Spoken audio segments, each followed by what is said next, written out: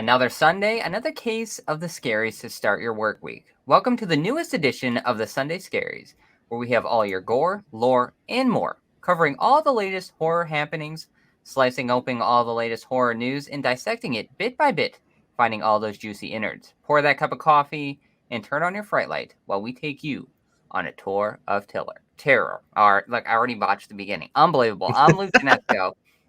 I'm Dylan Newell. And very very pleasing week in horror. If you've checked out our Barbarian review, I would say. Oh yeah, always good to have a new, fresh horror film. Always great when it's awesome. And yeah, I was super happy with that movie. I know you were as well. It was quite a delight to check out on Friday. And yeah, it seems like that's the consensus going around town. Is people all weekend have been very happy with it. And I checked Saturday morning. It looks like it's gonna probably. I haven't seen any numbers yet today, but they might release a little later this afternoon, but it looks like it's probably going to be top of the box office. It does look like it's going to be kind of another weaker weekend, though, compared to what we've had. But still, hey, horror movie at the top of the week. That's great. That's You can't awesome, especially complain. that movie. Yeah. Now, where the Black Phone's such a big hit. Obviously, now they're talking sequel news. Who knows if that actually becomes a tangible thing? What are the odds that we get some sort of elaboration on Barbarian, since that seems to always be the route that they want to go with? Oh man, I don't even know where they'd go with it. Prequel, But probably. probably that would be best. We won't do any spoilers here, just because this is a movie you cannot spoil for sure. But yeah, prequel would probably be a great one to go with. They always Just wanna get elaborate into. on a story, you know what I mean? So it's like, Mhm. prequel's always the way to go because they always just wanna deep dive into every little character. Let me pitch you a hybrid prequel sequel where we're kind of jumping between timelines. Not to spoil, but kind of like how they do in the movie a little bit. But it's yeah, I think that would be a good way to do it. Maybe show events after the events of this film and then get into more of what we saw prior. Yeah. So that's No, all yeah. that would be my best pitch for it. I guess I don't know necessarily if I'd wanna see a sequel to this or a prequel or anything, but this is probably, the most viable kind of film that I would say that you can actually do something like that with. So, Yeah, I don't because know there if would I'd be. want to follow up for the Black Phone. Because like I like it, I think it's great. But I think that's a great standalone movie. Yes, and that would be that honestly, when they talk sequel to The Black Phone, it seems like a stretch. It doesn't seem organic. It'd be like stretching to kind of get the next story out. Whereas Barbarian seems like, I don't need a sequel, but I could see it happening. It would make way more sense than probably anything out there. It's not like Pearl or anything where it was really meant eh, to be that kind of trilogy type of film, where Barbarian doesn't seem like that, but it wouldn't feel out of place if it was. I agree. I agree with you there. But Um, regardless, we got it and we enjoyed it. mhm. And we previewed it last week, and it was like, is this a perfect like end cap to the summer slash start of the horror season? And I think this Barbarian is that perfect bookend.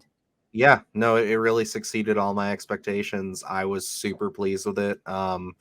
I mean, definitely check out our review for our in-depth thoughts. But it's yeah, man, they weren't kidding when they said you wouldn't see what's coming, and you definitely don't. But in such all the best ways, because again, it's just one of those things where it's like we don't see movies like this really anymore, as far as like what Hollywood's interests are. And when people tout that kind of like, oh, you'll never see it coming, it's so unexpected. It was just refreshing to actually have that meet those expectations instead of just kind of being like, okay, yeah, I mean, like it was a twist, it was cool, but like that's kind of how I usually feel after some of that. But no, this was definitely met all those expectations that were built up for it.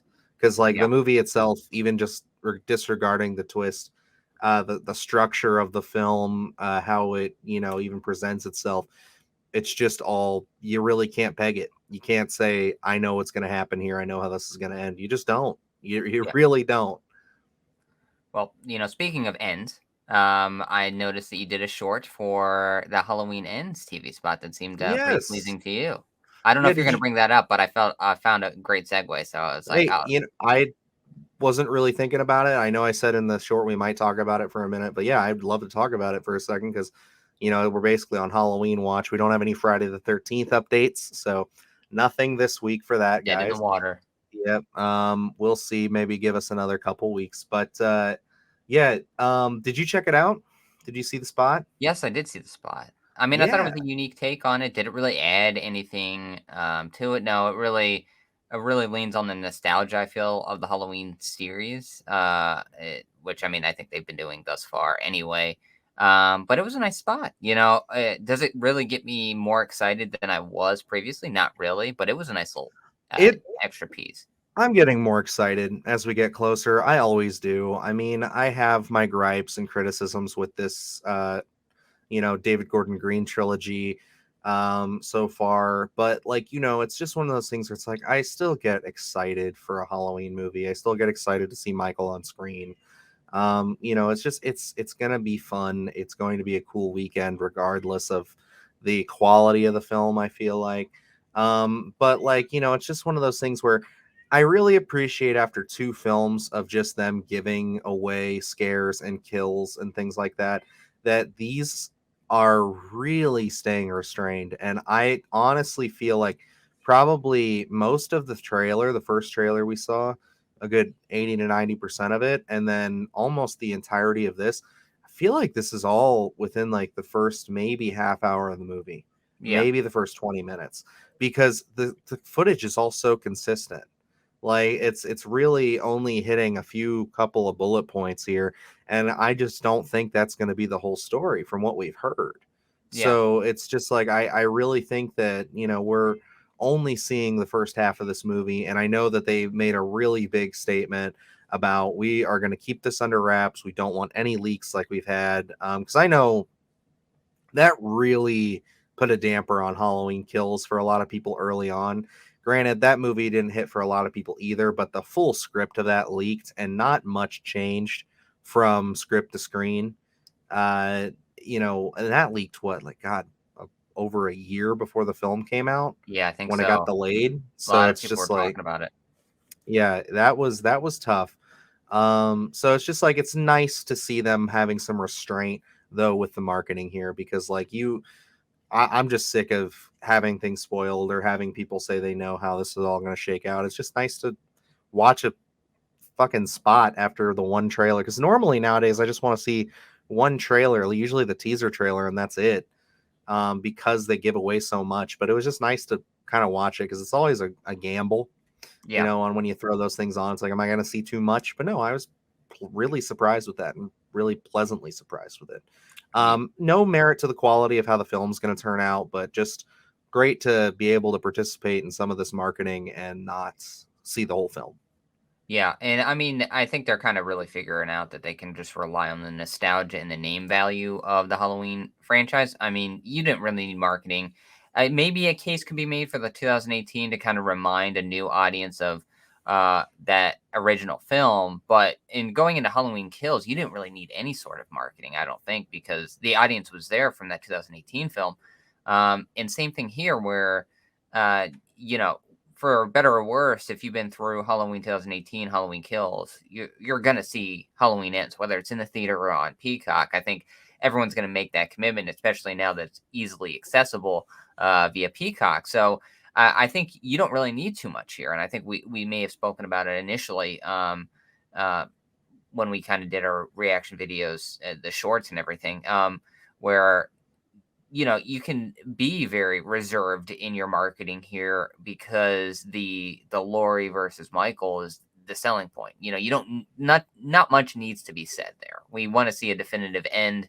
So I think this is it.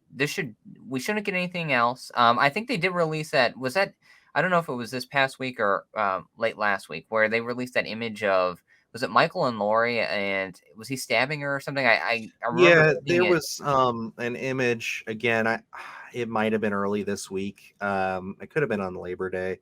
when they released an image of Michael basically attempting to stab Lori or getting close to stabbing her in the head with a sewing needle. So a nice callback to the first film.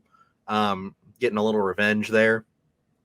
But yeah, I mean, like, and there's still debate. People just don't know if that's the real Michael or if that's supposedly this copycat killer, if there is a copycat killer in the film. Like there's a lot of discourse and a lot of speculation going on with this movie, and it's exciting, it's fun.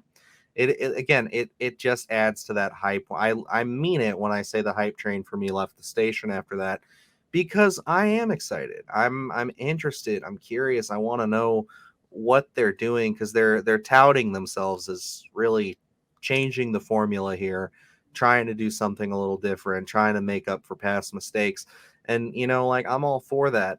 Do I think that it's still going to land? Probably not, just with the trend that we've had with this. But hey, it could.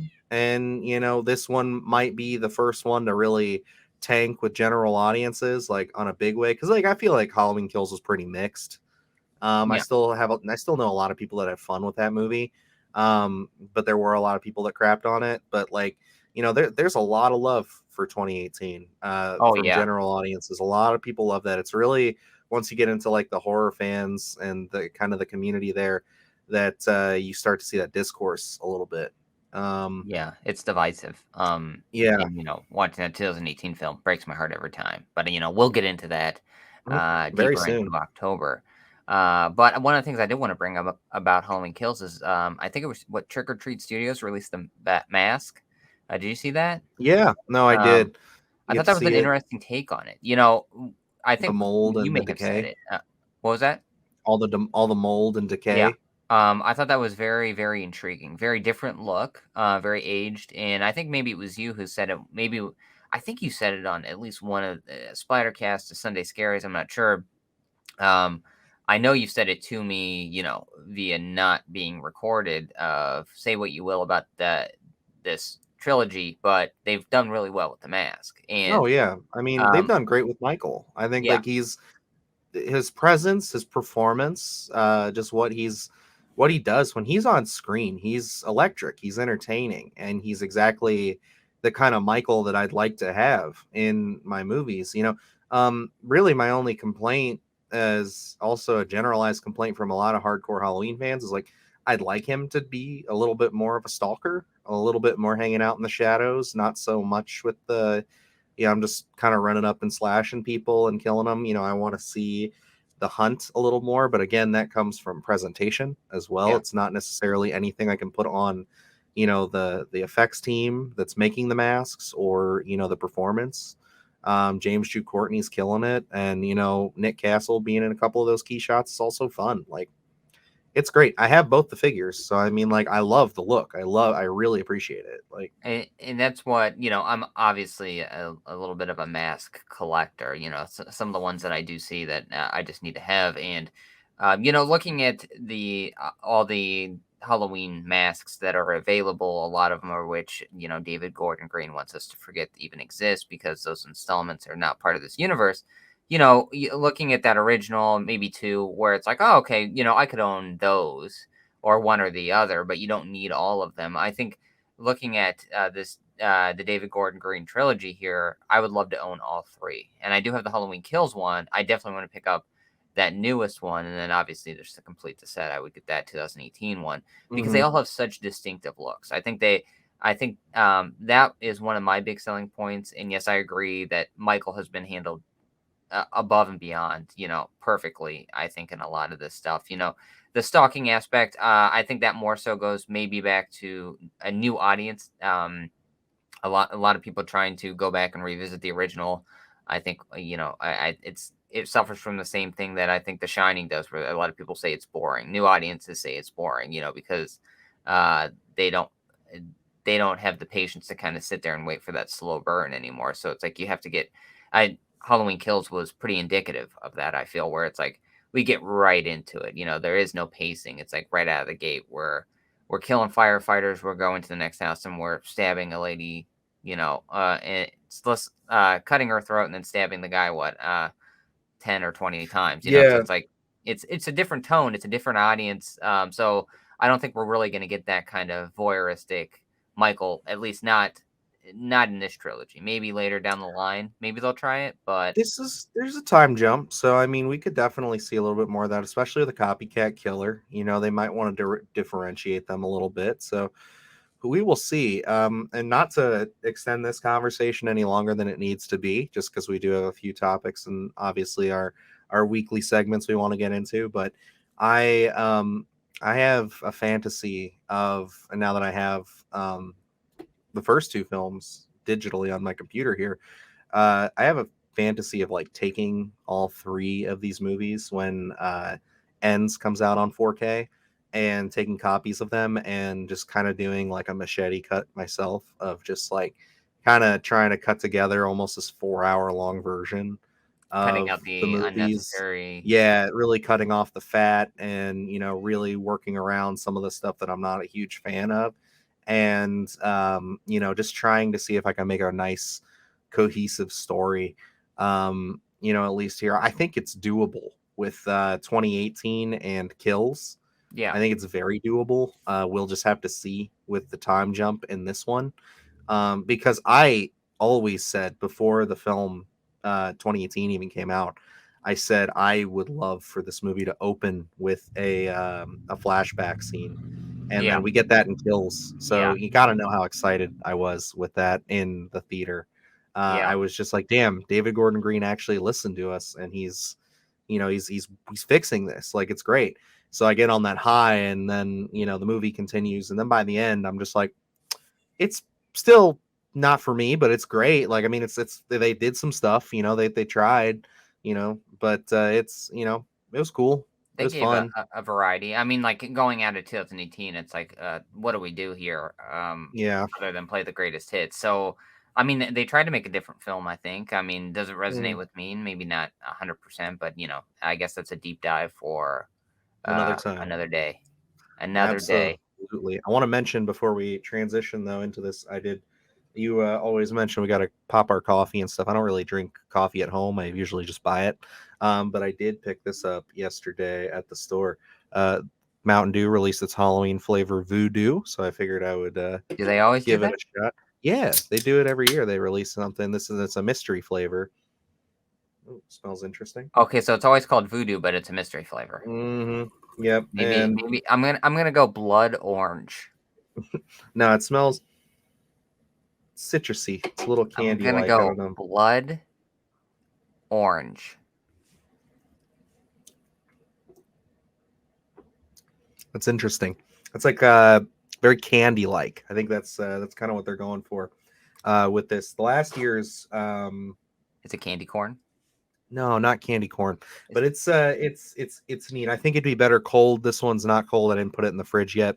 So that's what nothing like I a will warm be soda. primarily ingesting to wake myself up.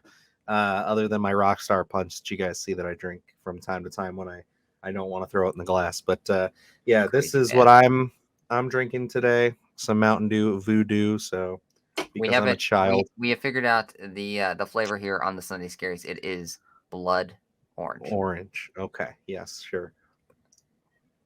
It's not bad though. Um, it's almost like an Airhead. I think that's what I can say. It's like it's a little bit like a blue Airhead but lighter. So, and I Okay. like blue Airheads. So I I am haven't had an good with airhead that. in ages. I used to get them uh, when I would get my haircut. Next door was a candy store, and I always used to get airheads. Did what's your favorite flavor? It was a red. Red. Oh, red's usually a winner in all those kind of candies. Is I that cherry would then, or is it Yeah, strawberry? that's I don't know. cherry.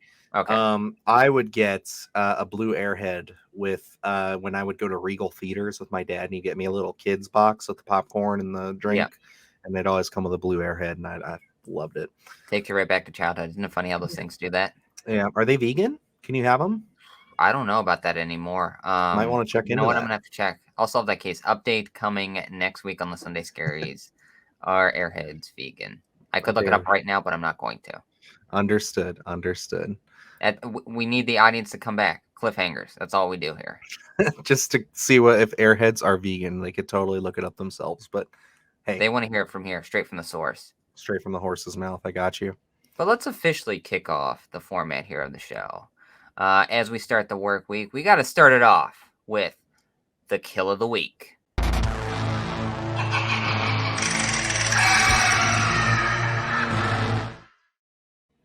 Yeah, so here we go. This is a fun one. I was surprised when you said you were going to pick this one. You mentioned it in the Barbarian review. Yes. So if you've seen that, you've already got a tease that this was going to show up on the show in some capacity. And I'm kicking myself that I didn't see this on the Arrow sale because I didn't know Arrow had put it out. Otherwise, I probably would have picked it up right away. But funds are limited, so I can only do so much. But Luke, what are we talking about today?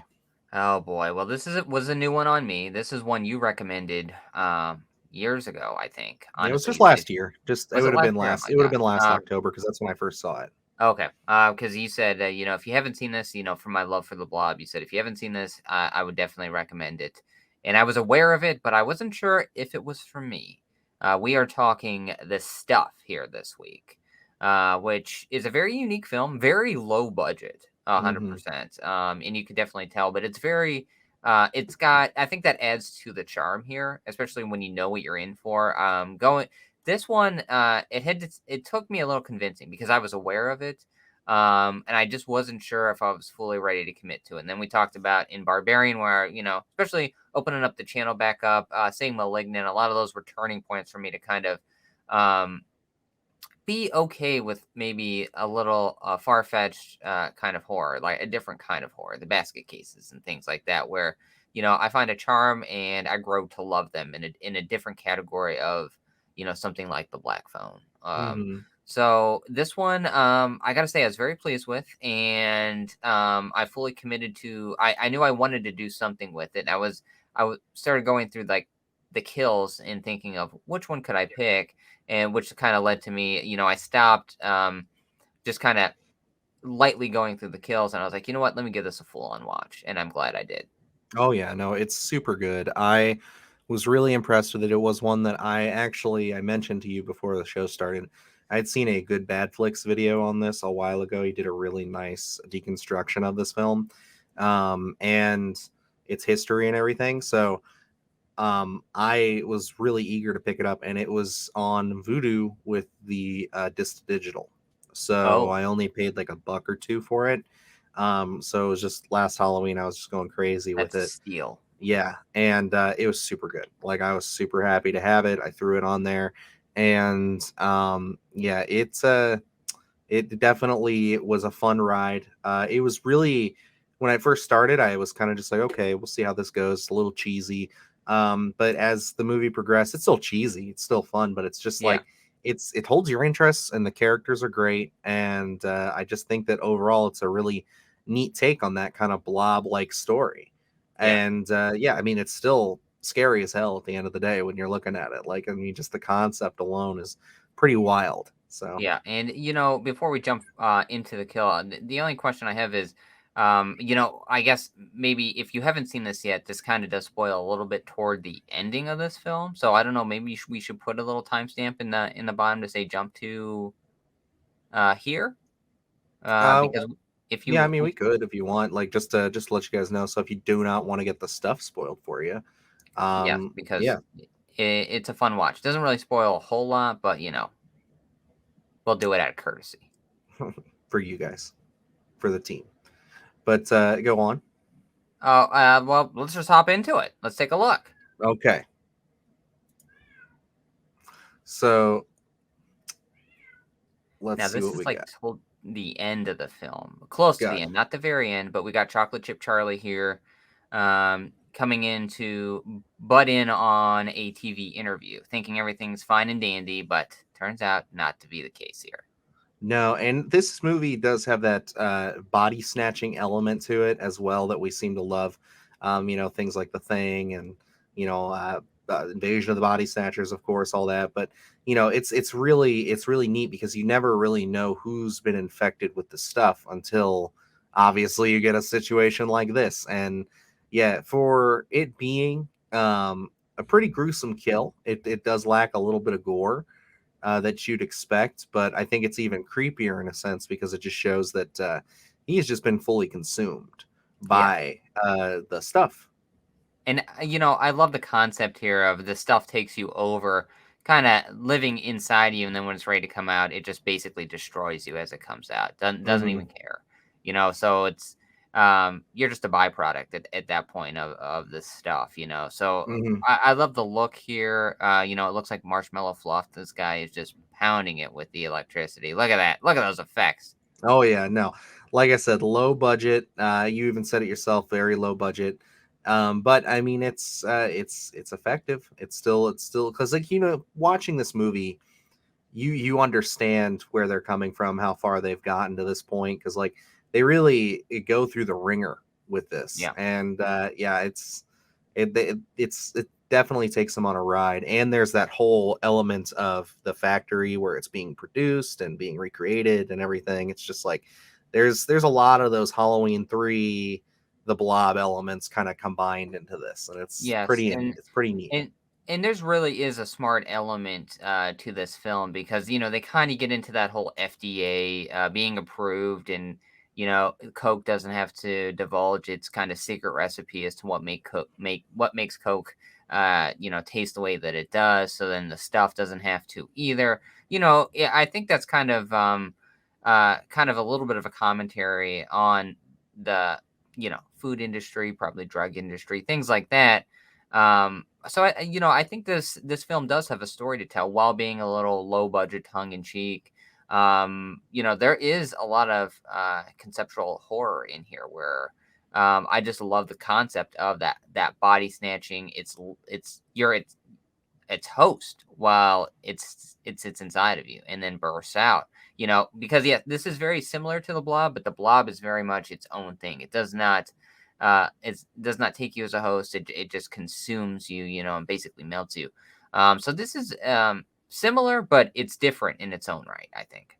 No, I agree. It's definitely unique, as we like to throw around here on the show. But we'll get a little deeper into this kill here, just going into the effects themselves. Granted, a little cheesy, but like we've Yeah. been But saying, like there's the it's good mouth agape cheese. right there, looking inside his mouth is disgusting. Very Yeah, unsettling. I try to figure out why it's all calloused and there's all those holes and stuff in there. All I can think of is that it's rotting Yeah. because he's not human, and it's just like it's interesting, yeah. And I mean, it's so sad to see Chocolate Chip Charlie go. He gets introduced about midway through the It's a film, great and character. he is a great character. He is. And I think they we're just wanted that last kick in the nuts. yeah. I mean, like they wanted to see because at this point they've kind of their mission is starting to succeed. They think that they're getting over on it, and things are about to get turned up here just a little bit, and they're starting to figure out kind of how they can necessarily kill it. Poor kid in this movie, his whole family, very much like another film that we've covered back in the archives, like Slither, Yes. where she loses her whole family to this horrible event. He loses his whole family to it, and they're dicks to him. Like it's horrible. Like they're just Oh, man, where monsters. I love the scene where they want him to go upstairs and eat the stuff, and he replaces it with Shaving the cream. shaving cream, and he's eating Mhm. then he throws up in the guy's car, and he's like, "I just ate a bunch of, shaving cream." You go, "Sometimes you just gotta eat shaving cream." Yeah, It's just it's a some funny funny lines movie in there. too. Yeah, Um, it's really well made. yeah, this film is a lot of fun. It's probably something we will cover probably down the line, you would say, I will be choosing it for sure if you don't catch me. If you don't get to it first, it'll be one of my choices down the road at some point. because this is one that I definitely think when we talk about properties that either can be remade or kind of revamped in a different setting, I think this one would be a lot of fun either to see as a remake or even a TV series because I think there's a lot of lore to expand upon here, even with the kid. Yeah, we got him with his family, but we didn't get much more there. I think it would have been interesting, and this is the only idea I'll throw out.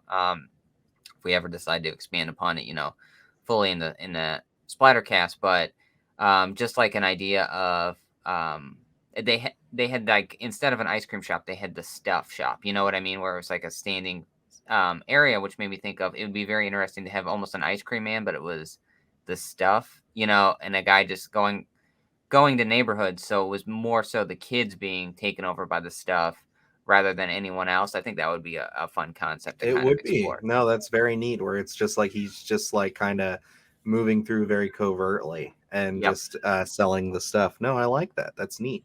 So it You has a with lot to always with offer. your little ideas. I love. You know, uh, I have a few little grainy ideas there. Sometimes they're gems, but who really knows?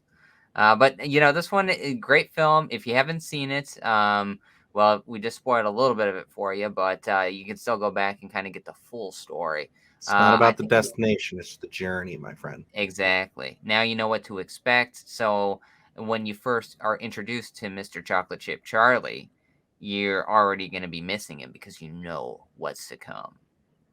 So why don't we pay our respects to Chocolate Chip Charlie?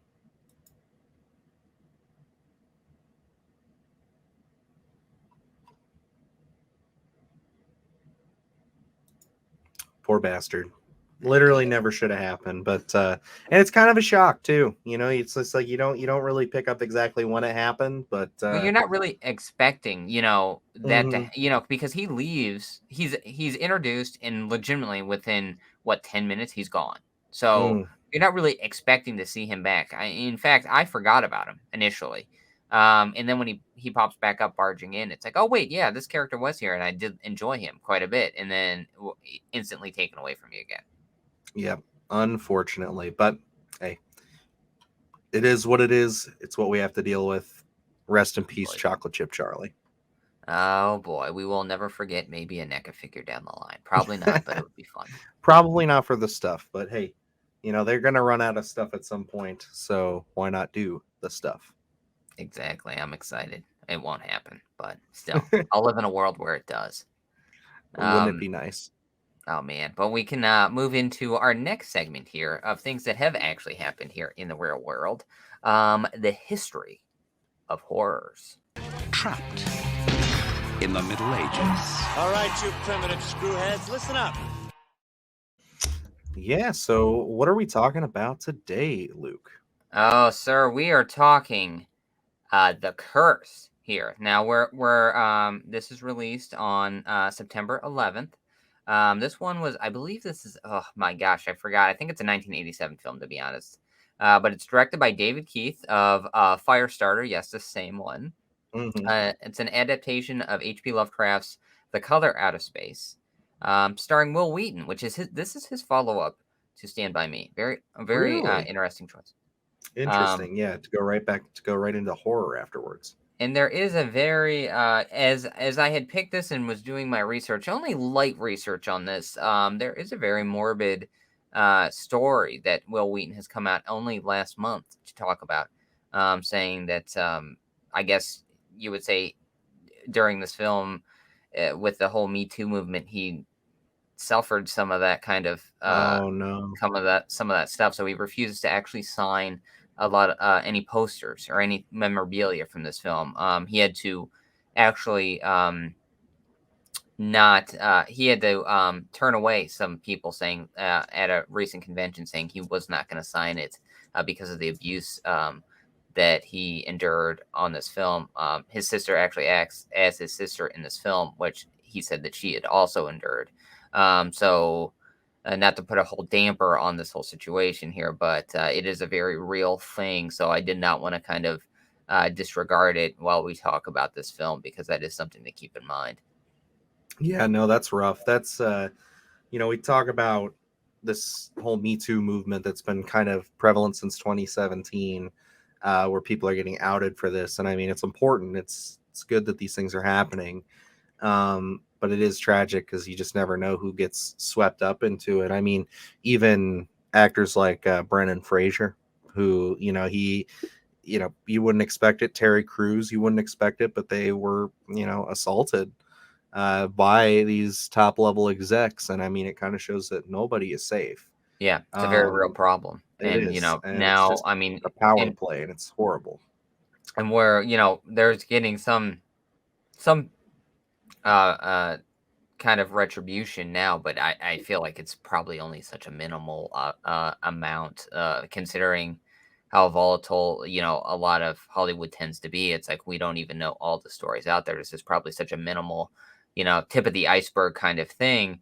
Um, so I think it's a very important discourse to have here because I mean, I know we're talking the curse here on History of Horrors, but that standing ovation that Brendan Fraser got just recently, I thought was astounding. Because he was someone that, as we talk about childhood, was a part of my childhood. Oh yeah. I watched all those mummy movies, George of the Yep. Jungle, Encino Man, all those types of things. So to kind of see him come Blast from back the and do Past. something, what'd you say? Blast from the Past. Is Oh that my one for you? gosh, I absolutely love it. Hmm. He was in so many good roles, and then he kind of just dropped off. And then when you figure out why, it's like to see him back and to kind of getting the recognition that he deserves is it just absolutely wonderful. Yeah, I'm excited to see Whale. I know it's not necessarily a horror in any shape or form, but I do want to highlight that. Yeah, I'm very excited for that film. Darren Aronofsky is somebody that I really like his work. For the most part, there's a couple in there that I'm not so sure of, but it is nice to see Brendan Fraser kind of come back and get the treatment that he deserves. Especially because it sucks that he was going to be in that Batgirl movie that they shelved. Oh yeah, Yeah, so it's tough that that happened, but I mean, I've heard some mixed things about that movie too, but we'll never know. But yeah, going back into the cursed, I was gonna do some research on this, but I got kind of caught up with everything going on this week on my end. So, tell me about it. What's the gist here? What are we talking about? Like you said, it's based off The Color Out of Space, which there's an adaptation that I do appreciate. Um, that was pretty recent of that film. But this one, tell me about it. well, yes, we both had seen The Color Out of Space. I'll say that is a much better adaptation than this film. Okay. This film has, that 80s charm, I would say, to an extent here. Basic concept of Color Out of Space, meteor lands, kind of starts to, taint the water, but a lot of people are refusing to believe that. We focus on one farm in particular, where I think it's the Crane farm, where Will Wheaton is. He's not. He's a relative, but he's not like the son. So I think he may be a cousin or something like that coming to live on the farm. Actually, Moochie from Christine is also in this. He plays Cyrus, the actual brother in the family, and he's kind of at odds with the Will Wheaton character. Um, and it really goes. I would say that oddly enough, that this film seems like a little bit of a bigger scale than The Color Out of Space, because I think The Color Out of Space knew what they were doing and what how to make the most of the setting where it takes place mostly on the farm, whereas this one kind of chooses to explore the town a little bit more, which I think is an intriguing concept. It's probably the only plus I would give this film is that they kind of open up and kind of see the effects that it's happening on the rest of the town instead of just one full family. I mean, the one full family's the main focus, but there's a lot of interplay as well. So I'll give that a plus, a gold star in a sense for that. But really, that's the only thing. The effects are real cheap. Uh, you can clearly see the makeup here. Also, the mother in this is one of the first to be infected, and they kind of put her in the barn, and she is the one that gets fully kind of Enveloped with everything. transformed Mhm. and kind of almost melts away in a sense. And I think that effect's pretty decent. It's pretty scary. That's one I would go out of the way just to check that part out.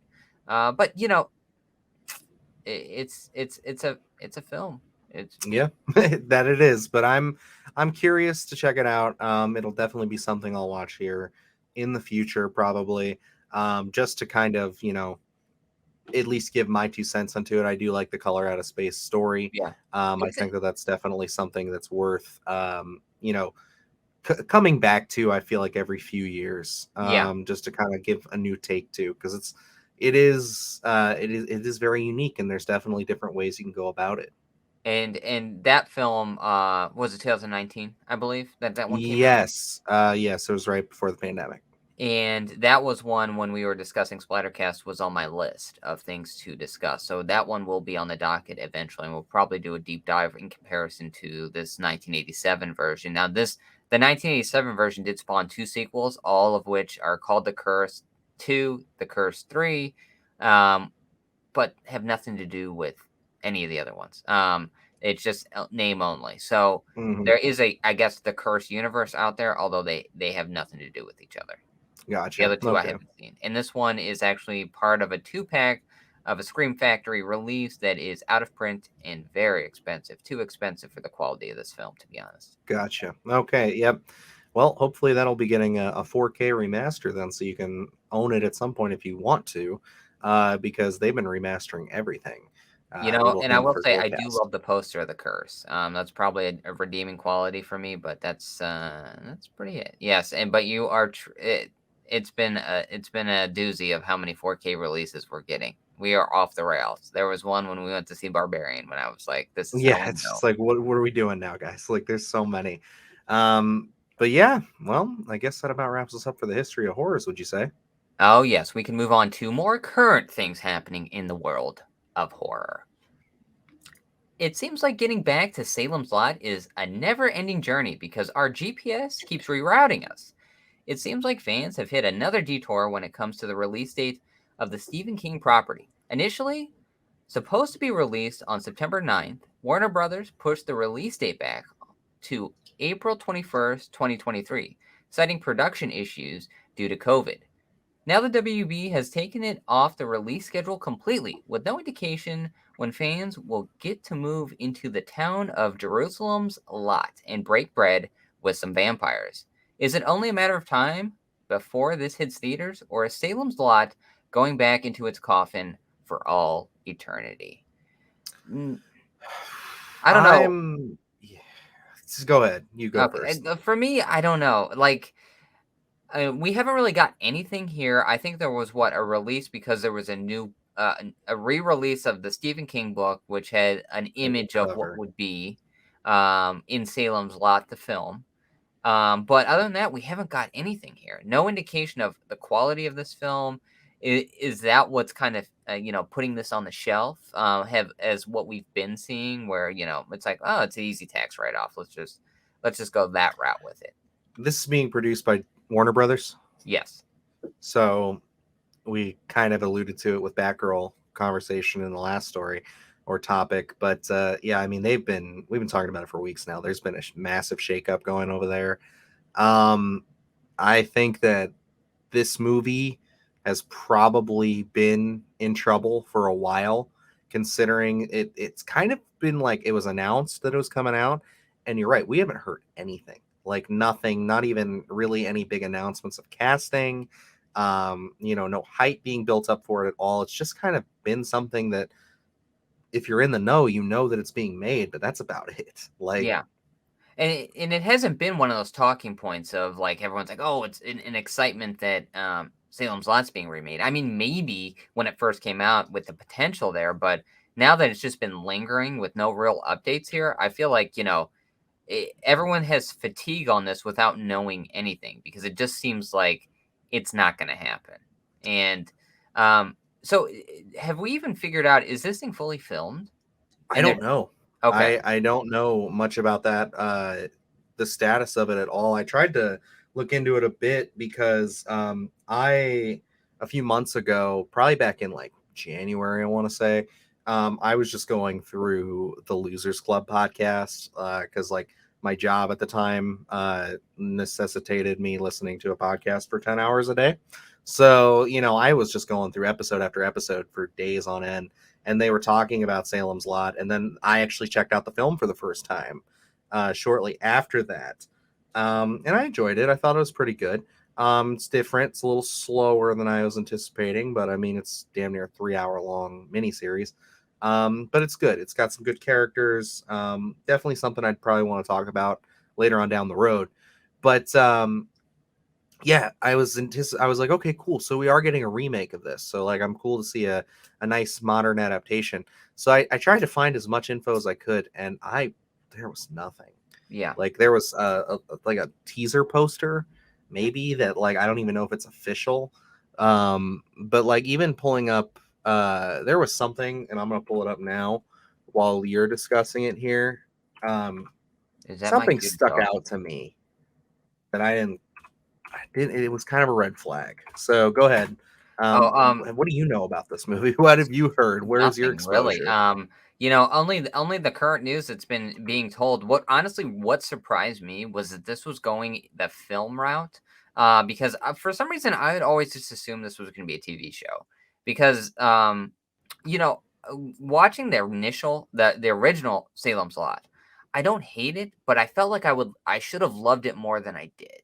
And Mhm. just the concept, the idea, I was just like, okay, I'm gonna love this. And it was like, okay, yeah, that's fine. I get why people talk about it, but it wasn't like something I watched it one time and I haven't revisited it since. And I don't know the source material. I have not read Salem's Lot. It is one that I'm eager to kind of dive into because I kind of want to see Stephen King properties that are on that become films or TV series end up to diverting a little bit from the actual source material. So I kind of want to see what Stephen King's initial take was on this because I feel like the concept it, it it breeds potential. I think so. I'm very intrigued to see what is out there and what this can be based upon because for me it feels like Stephen King properties. You look at it and The Shining and things like that where there's always uh, an extensive amount of source material, so you can really just keep going. So this one I felt like would be a little bit slower, and we want to tell a full story, especially with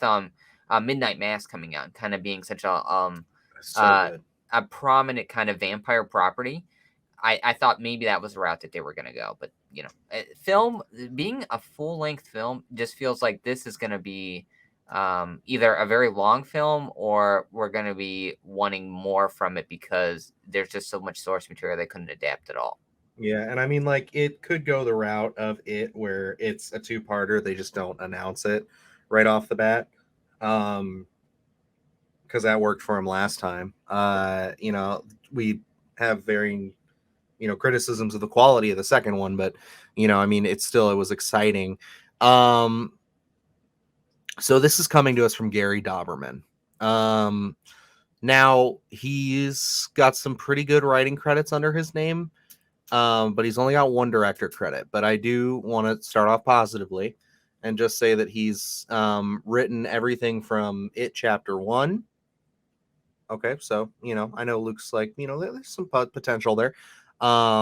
He did something you'd really like, the Swamp Thing TV series. He wrote multiple episodes of that. Okay, good So, stuff. Good there's stuff. there's a little bit of quality there. Um, and then we kind of start getting into some rough stuff here Oh no. because he also wrote, well, no, I'm sorry, one more really good thing. He did co-write Annabelle Creation. Okay. All right. Good. Good. Good. Good, good, All good. good stuff. He also wrote The Nun. All right. He also wrote It Chapter 2. All right. You're losing me. And yes, you want to know what his only directorial effort was so far? Do I want to know? Probably not, but I'm going to tell you, it's Annabelle Comes Home. Yeah. Okay. Annabelle Comes Home. I have not seen yet. I have only heard not great things about it. I Okay. have not seen it either. But from people that I know who have seen it say that it is very weak. Okay. It's not one of the worst of the Conjuring universe, but it's extremely like derivative and just almost like why are we telling this story? Why Okay, are we so he's doing this? living a little bit in that Conjuring universe. Not Mm-hmm. exclusively, but he's played a good amount in that. Yes, and I know this is kind of a little bit of a I shouldn't be this way, but it's just kind of it doesn't really give me a lot of faith. Because like more often than not, I think I don't like those Conjuring movies Yeah. more than I like. I could say that I like Annabelle Creation. I like Conjuring 1 and 2. That's about it. And there's like what now, like 7 movies? Yeah, Because like Curse of they Liar really went off the rails with that Conjuring universe. There's so much going on and so much that is still going on that it's hard to kind of keep track. I know I watched Conjuring 3. Is that The Devil Made Me Do It, I think? I didn't care for that one. It's once you take James Wan out of that main line series. I mean, I love Vera Farmiga and oh my god, Patrick why am I blanking? Patrick Wilson? Patrick Wilson. Yeah, I was gonna say I'm blanking on his name, but I love both of them so much. But even they couldn't save that movie. It just doesn't have that charm, that take that I know James Wan would bring to it. Yeah. Because like he brings this sort of energy to all of his horror films that is just sorely missed in that one. Yeah. Yeah, the Conjuring Devil made me do it. My gosh, what a chore that was to get through. It's long too. And so oddly enough, we'll probably put a pin in this because we're going to talk a little bit later here on another topic in terms of the Conjuring 2. Um, I've only seen a little bit of that one. I never fully committed to it. I enjoyed the first Conjuring quite a bit, Hmm. and then after that, they really started losing me. I have no clue how I ended up sitting through the third one, but I did, and I did not like it. And again, with the Nun, I was not a fan of the Nun. They're really striking out here. Annabelle creation, I thought was well done. The original Annabelle, was not. I didn't care for No, it, I but didn't care for that one either. But Annabelle Creation, I agree with you. Added a level of quality to that. it was a That course correct, but then I feel like they may have fumbled it again. I haven't seen Annabelle Comes Home, but it sounds like maybe they started fumbling it after that. It was a one and done kind of instance. But yeah, like again, his kind of credits are again of just like Salem's Lot. It can go either way. It gives no indication of potential or a disaster because he has some really good things, he has some really bad things. So it's kind of again, we're at a toss up here of Salem's Lot. Is which way is this going to go? And my curiosity here is, especially with Midnight Mass coming out, being the hit that it was. It's vampires, whatever you want to call them, they're vampires. But uh, are we at a vampire fatigue here? I know, like, we have what is it, Renfield coming out, I think, next year, and they had like a little clip of Nick Cage doing his Dracula, um, his voice, and I think that kind of got a little bit of a buzz. That seems like a very different kind of vampire film in terms of melding the comedy, although they say that's very kind of there's a graphic violence in it. So I'm very intrigued by that one. But like with this, is this kind of it's not Lost Boys. It's not Twilight. We've had so many variations of vampires that is Salem's Lot kind of a cat, a kind of almost a victim in the sense of we're at a vampire fatigue here. I mean, I don't know if it's fatigue. I don't think that there's enough vampire content out there. Maybe just not on my radar, really, that we have right now. But I guess in a sense where it's always the go-to. Again, we've talked about like werewolves, where it's Yeah, harder to get done a correct werewolf. But you can't do werewolves. What's in the same space? Tends to be vampires. yeah. Okay, if that's the take you're going with it, then yeah, I can understand that. But when you say fatigue, I think of like zombies and just how beat to death they were from through the Yeah, 2010s. Um, but like it's just one of those things where it's like I think that this in particular, this story is ripe for some kind of reinterpretation or a remake of some kind. I always think that it's nice to come back and take a stab at another Stephen King property. I always think that they're ripe for it. Um, and even the ones I love, like Silver Bullet and stuff, I would still be very excited to see another interpretation of it. You know what I mean? I oh, think like clear one. that's the beauty of Stephen King's work is like, you still have that original book. So it's like you always have the original intent. And, for the ones that worked in the 80s, 90s, and, mid 2000s, you have a ton that didn't. So, I mean, you can Yeah, always come back and revisit them. And, I think that for this, it's just kind of, it felt more like they just don't have the right person at the wheel. Maybe not yeah, the right people in the car in general. I think that this was kind of like it seemed like there was a lot of promise. They were real excited about it, and they slapped some things together, and then it's just kind of been everybody's been asleep at the wheels thus far. So, and that's why we're in this predicament where we're in, where we're not getting any information. It looks like the movie's going to be put on hold. And yeah, I mean, with the shakeup at Warner Brothers, I haven't heard anything about it. And we've been hearing a lot of stuff. If this was really good, I'm sure we would have heard about it already. Because I mean, Evil Dead got a promotion, and clearly they're chopping and they're promoting left and right. So it's just kind of like they're making moves, and we haven't heard a thing about this. yeah, So and they must that's be. not It, good. it seems like from our perspective that they must be in this re-examining level of we're not going to just throw anything out there. What is worth what is content that's worth being put out to an audience, and let's shelve it, um, and pretend it didn't exist. So the idea in the news that Salem's Lot is, there is no updates. It's you know in the water without a paddle, in a sense, where it's just going to be floating, and so they all float. But um, so like this is not. It doesn't seem like good news. I don't know if we're ever going to see the Salem's Lot. I think we'll see it, but in what capacity, I don't know.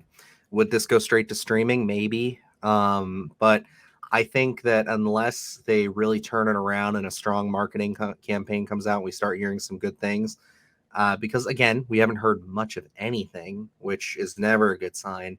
But it's just one of those things where it's like, okay, maybe there's still that little chance that they could do it, but maybe we just put it on the back burner, and then in another 5-6 years we come back to it again, like you said, with a mini series, Yeah, or just a series in general. Like they can always revisit it. Like, I mean, if we can get a new Spider-Man in a 3-4 year turnaround, and some of these other properties getting brought around. I mean, like we always talk about Texas Chainsaw. Like they've had Texas Chainsaw 3D, then a couple years later Leatherface, and then just recently the other one, and they just keep, hitting themselves in the nuts. So it's like, if they can keep doing it, anything can at this point. So it's like, why not Salem's Lot?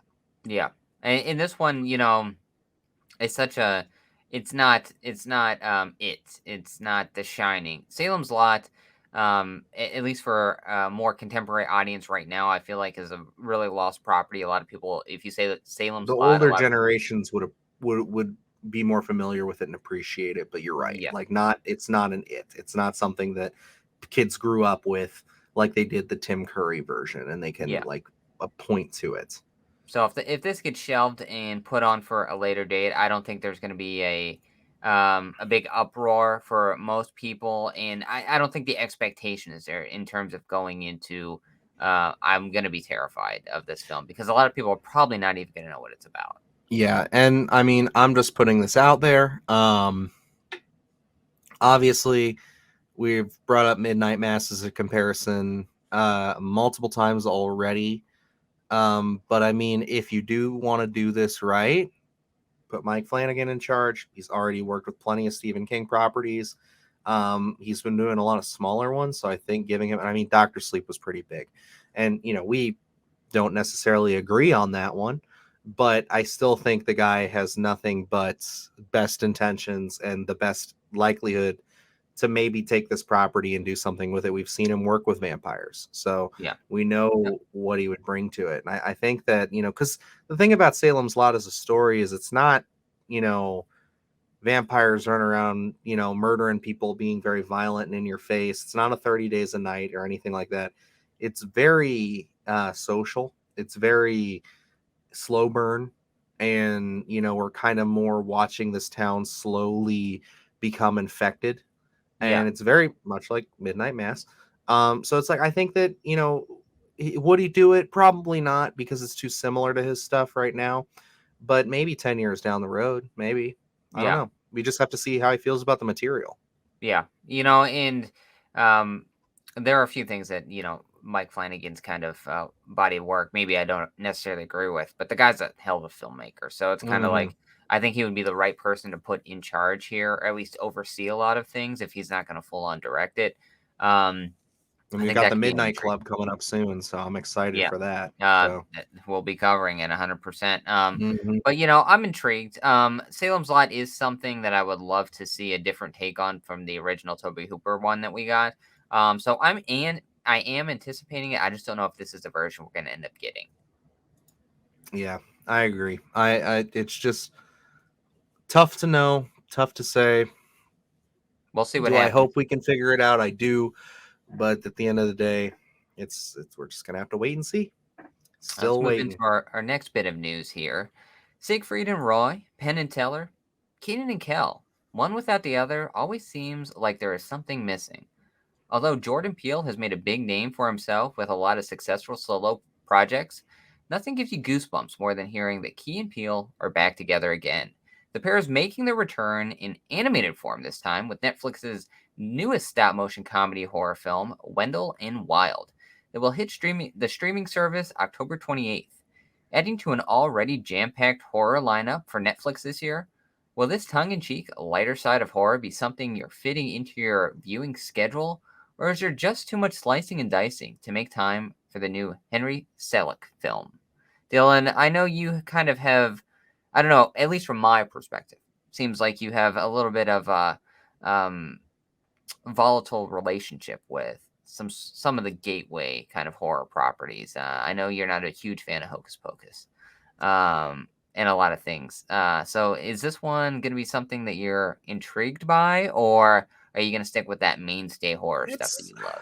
I don't know if I necessarily have a volatile relationship with it. It's more I think Don't I downplay it. You hate it. I don't hate it. I think that like I just kind of I think I skipped a lot of it. Like I think I kind of just went right to the hard stuff, you know? Like my parents were pretty cool and they showed me stuff like Jaws when I was young and they knew what I could handle and then they started wanting me to watch things cuz like my parents kind of knew that I was just into movies. Like it wasn't necessarily the content that like would affect me that much. It's more at that age it was more just I love cinema and I love film and I love watching good movies. So they would just kind of be able to sit me down and have me watch something like a Goodfellas at like 8 or 9 years old, and I would just retain all of it and just be like, "Wow, that was so cool!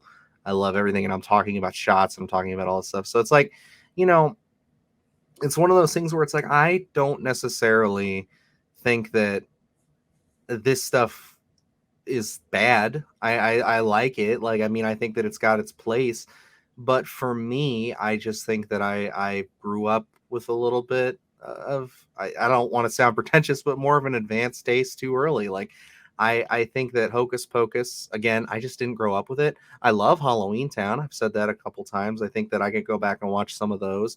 Goosebumps, the original series, and a lot of those original movies I love. So it's like I have my niches, but I didn't go as deep as some other people with like the love of Nightmare Before Christmas. I saw that when I was much older. I do really enjoy Coraline, which both of those are this director as well. Yes. And this looks interesting. If we get around, if this is something that we plan on reviewing, I don't know. Maybe a segment for the Sunday Scaries. I'd probably watch it. But again, I don't know if I would go out of my way to watch it. I don't know if it would be that. And it's nothing against the quality of the film. I think that this looks like it's going to be right up some people's alleys, people who are into this kind of stuff. But it's just kind of one of those things where it's like I'm just a little disconnected from a lot of this style of younger horror, I guess you could say. Yeah. No, and maybe volatile was the wrong word, but yeah, I agree that I get the notion that yes, maybe you're a little disconnected with some of this kind of gateway lighter side of horror things. Um, for me, it's like, I can easily watch Friday 13th Part 4 and then turn on Hocus Pocus immediately afterward and love them both in very different ways because I compartmentalize the kind of those types of horror, like I do with a Malignant or a Barbarian. I feel like it's a different kind other than, a Friday 13th. So for me, they can all coexist in the same space where it's like I can do a marathon of all these films of um, Goosebumps, and put it up against that hardcore horror stuff and have no problem in terms of viewing. So like this one, I'm certainly gonna work it into my viewing schedule because it's something new. I'm intrigued. I think Jordan Peele does have a writing credit here, so I'm intrigued to see what he kind of does with some of this stuff. And I'm very intrigued to see Key and Peele back. I think the concept is very intriguing. It's very new. And again, with the animation, you said Coraline with Nightmare Before Christmas. The guy has a really good track record right now, so I don't see Wendell and Wild being that kind of uh, X on his record at all. So I'm very intrigued by this one. I'm a huge fan of things like Paranorman, Mhm. and I can watch that one an endless amount of times. Now I I don't like know if Frank and as Weenie and stuff like that too. Like those are ones that I ended up watching. So it's like yeah, I do enjoy these. When it comes to this kind of animation, I always got to say I really appreciate it. Like, I mean, it is hard work to do stop motion and to do it at the level that they do it. And I know there's some CGI enhancements to some of it, but like, it's still just beautiful. And I think the movie looks beautiful. But again, it's just more of a general interest thing for me. Yeah, and like with this stuff again, like going into like Paranorman or something, where you can do so much more with stop motion than you would be able to effects wise with like a live action film. And I think this is why some of this stuff intrigues me so much, is that you can really take the story any which way you want to and Hmm. tell something unique visually here. And you always get that kind of that tone that is very different than watching a live action film. So it's like I keep going back to Paranorman, but that has such a different tone in and of itself. As soon as you flip that one on, so and this is what I'm getting from Wendell and Wild here. That very dark tone, but very vibrant colors. Again, this kind of reminds me of H.P. Lovecraft for kids. I don't know if it's just the coloring, the usage there, but that's kind of the feeling that I get with this one. So this one is definitely going to be in my viewing schedule. I'm very intrigued by this one. Yeah, it's gonna be. It may not make it for me.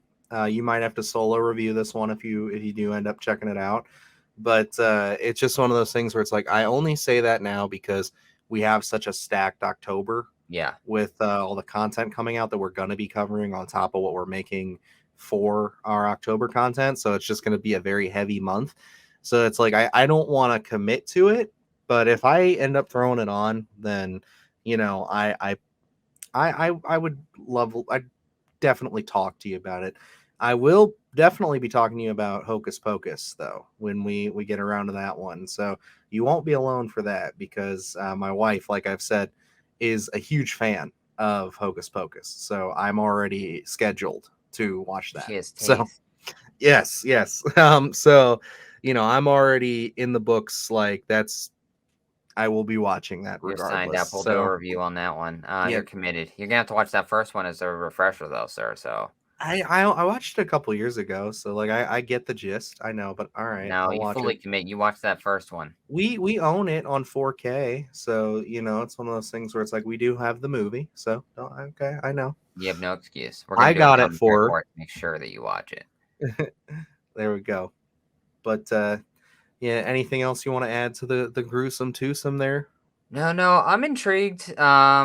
I really want to see what they bring here. Again, it does surprise me in terms of Netflix's stacked, alone, just Netflix's stacked kind of lineup for the Halloween season that they're really throwing this one in here as well because this kind of falls right in uh, the Guillermo del Toro storytelling. So it's like, we're really gonna have a jam-packed October for Netflix alone here. So um, this one, it's got big competition. So I hope it comes out swinging. But I have high expectations for this one. So I'm definitely intrigued. Heck yeah. But We'll all move on right. to our next one here. When it comes to nightmare fuel, we all know James Wan has plenty left in the tank with no signs of running on E. As if nuns weren't scary enough, Wan put a demonic spin on it within the Conjuring universe, creating Valak, which spawned its own spin off, The Nun. That wasn't always the case, as the concept of the nun was a last-minute replacement for a winged demon we finally got to lay our eyes on. James Wan shared some on-set footage on Instagram of the demon and what could have been if he hadn't felt this creepy creature was out of place in the universe. Would this demon have amplified the horror in The Conjuring 2, or does the imagery of a demonic nun fit just right within the universe? And again, admittedly, just a little bit ago, I had said I haven't fully seen The Conjuring 2. I just remember seeing this nun, and I'll be honest, I didn't like the nun, the film, but I think that Valak, as that demonic nun there, it does work a lot. I think it's really well done. I remember a couple things in the nun preview that really kind of disturbed me a little bit. So from my perspective, I think that the Valak nun, demonic nun, works well, but this winged demon, it looked pretty well done as well, and I would love to see that kind of with the effects behind it. fully in the film, and just to see what that looked like. Because right now we really just get those bare bones of how it worked. It's very well lit to kind of give you the details of it. So I am really intrigued by this one. I hope that he would reuse this somewhere down the line. Yeah, no, I saw this earlier this week, and I know I mentioned it to you, and that's how it made its way onto the show here. But yeah, no, I agree. I think that, it's a shame in a way, because like I thought the nun worked well in Conjuring 2. I've seen the film a couple of times. I own it. I like it. I think the first two Conjuring films are great. But the you guys know me. I'm a creature feature kind of guy. I love my monsters. This is so much more interesting to me than the nun herself. I know that at the end of the day, it seems like she kind of won out. And we don't have any pictures or anything uploaded into StreamYard, do we, of this? No. Okay, because I have it pulled up right here, so I can do a little bit of magic here. Oh, he's getting fancy with us, I'm folks. getting Here fancy. Let me pop he's gonna this up pull here. a little fancy Little thingy. So there we yeah, go. we can kind of see it in and of itself. So let's just play this. So yeah, I think we'll be fine with the audio. I don't know if they can be heard or not. But yeah, you can just see the level of like detail and quality that went into this thing, man. Like it really was like this was the route they were committed to, because you don't Yeah. go and develop something like this without really thinking this is your route. And I just think it's such a shame, because like that is super unique and cool. Yeah. And It I always pull for practical, but with a little CGI enhancement to some of that, like creepy as hell. Yeah, and again, we're really just getting it, so vibrant in here. The lighting is great on it, so we're not getting the full effect here. But to kind of see this fully in a film would be downright terrifying. I'm almost, I'm glad we're getting a look at it, but it kind of sucks that, I feel like he could reuse this, and maybe he wouldn't just because he's shown it now. And to not get a look at this and then have this randomly show up somewhere down the line with no kind of prep at all, because now it'll be like, oh well, remember that demon that James Wan showed a couple of years ago? Well, now it's in the Conjuring universe, and it's like, oh well, we've seen this before. So I really would have loved to have seen this and been kept a surprise and just show up, because there's so much work put into this. It looks so well done that I can't see them not recycling this for something. I mean, I think that even though we've seen this with a few tweaks, some updates, and we never got the full concept of understanding what exactly this demon's purpose or presence was. I imagine it's similar to what was going to be on in the film, but Yeah. you could really rework it, I think, and still use it.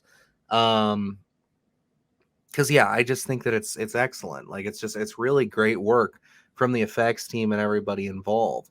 So it's like it's a shame again that we know we're not getting it. You know what I mean? That it's not something that is going to grace our screens anytime soon. So Yeah.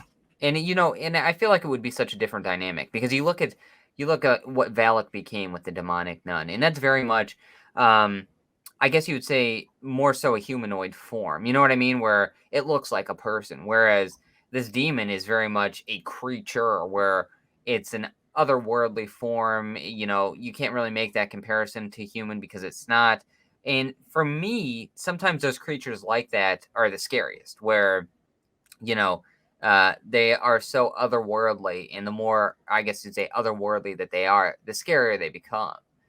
So that kind of like brings up, what are some of the scariest creatures in some of filmmaking? Because I think that creature, in terms of amplifying the horror in the film, if you're making a creature feature, you really need that creature to sell the scary in a sense.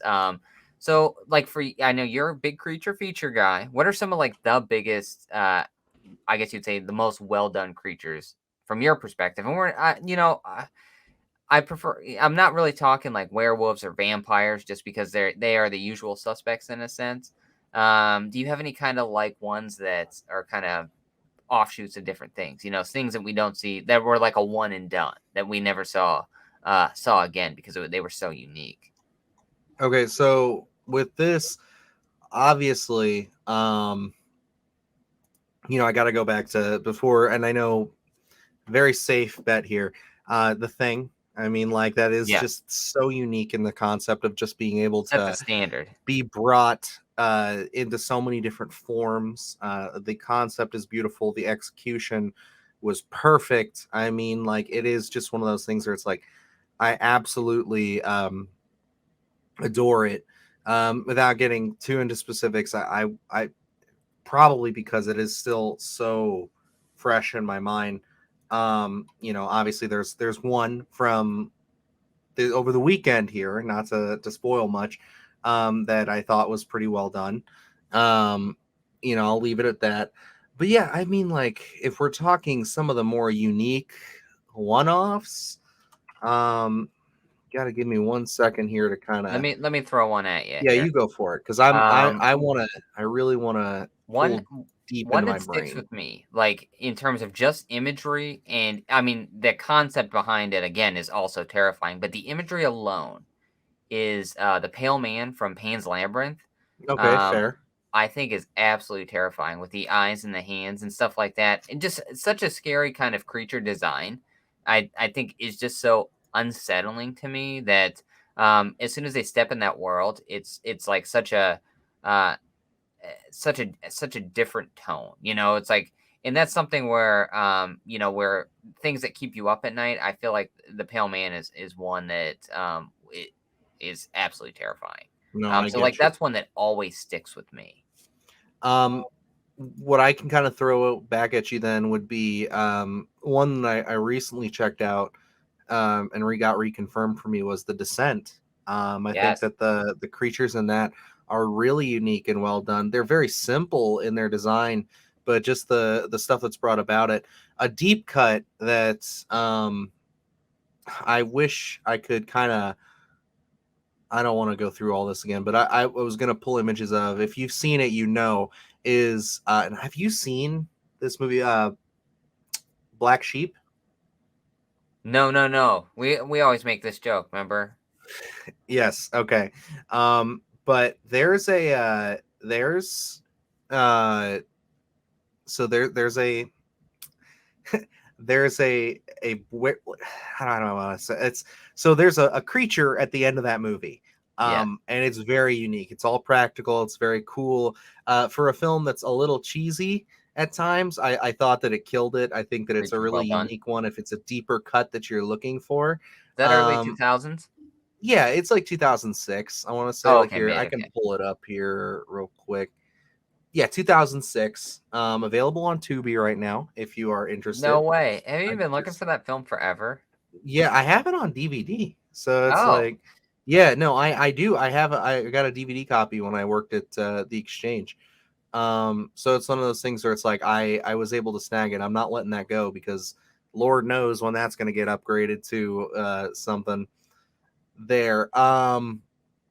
As far as other deeper cuts go, I want to talk about like oh God, what was it? Sorry, I really think I should have written some of these down because when you propose this, the one that you wrote in the examples, prophecy. yes, Yes, yes. That fantastic usage there. Great practical effects. very scary. Where it's a lot of fun. It's a unique. I think would that come out in 78? I can check for us, but Um, very unique for the time. To kind of in the backstory of that one. If you haven't seen it, that the backstory of that is very intriguing as well. There's again another kind of environmental commentary there as to why the monster becomes the way that the monster is. So very unique, very different. 79. 79. And it's a lot of fun to watch. And again, very obviously practical. And it kind of gives you that nostalgia factor when you go back and you watch it. And not going you're going deep cuts, but I'm just kind of going of very, very iconic things. I think the Gremlins are another great creature Oh, design. fantastic. Especially you don't get to see that evolution, where you start with Gizmo, he's very cuddly and cute, and then we evolve into the creepy kind of reptilian versions of the Gremlins, which are absolutely terrifying. And that first film is very much, it has some of those horror undertones. And they're very creepy, very scary. I think those ones are so well done. They're iconic at this point. But again, to see that evolution from the creature beginning in one stage and ending in another, I think is very unique because we don't really see that. Most of these kind of creatures stay in one form, and that's really it. Uh, Um, one that but just came across my mind here while I'm just kind of looking through images to try to get stimulated a little bit was Fluffy from Creepshow. yes, that's another great one. I Great had thought about practical that one effects. earlier. Again, another one of my favorite uh, little stories there, and so iconic. I think you see so many things about Fluffy kind of merchandise and things where you don't really see enough of that. I think Fluffy is another one where you could expand upon that if you wanted to and kind of give a full on backstory. Because I think that story is intriguing enough on its own, even as that little tidbit to kind of really go back and explore a deep dive into that one. Yeah, and then the another one that I was going to throw out just as kind of like a, I think very iconic. I think the film itself is iconic at this point now, but I'm going to say Sam from Trick or Treat. Yes, Very absolutely. unique creature. Honestly, like I said, I think it was last week I said that, I put Sam and Michael Myers as kind of like the mastheads for the holiday of Halloween when you talk Yeah, about cinema. Like they work so well together. And yeah, he's beautiful in that. he's a little pumpkin boy.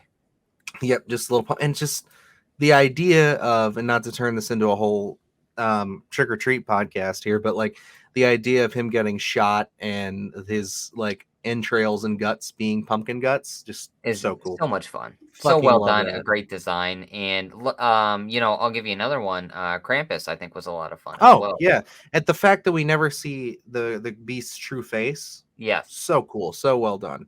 I mean Michael Dougherty has really made a name for himself in horror, and yeah, I'm excited for it, man. I love his stuff. I know there's a hundred others I'm missing. oh, we Please, can make a whole Sunday Scaries or Splattercast about. Maybe we will somewhere down the line. if it fits in, we could definitely do a creature discussion. I'd love that.